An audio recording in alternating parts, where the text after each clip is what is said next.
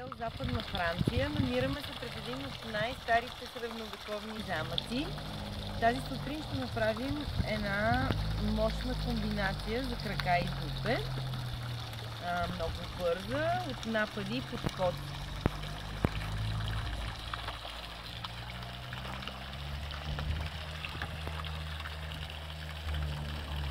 Първото упражнение – напади без смяна на краката.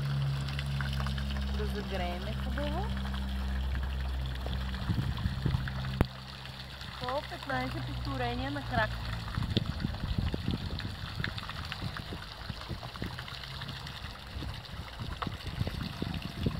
Сменяме.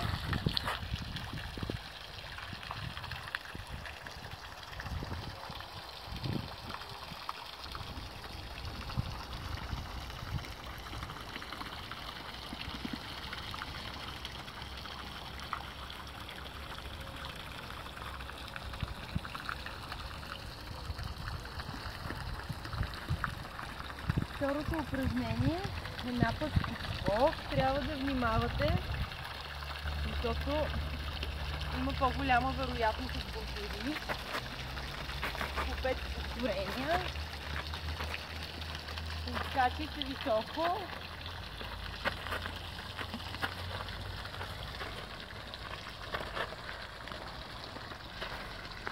Достатъчно.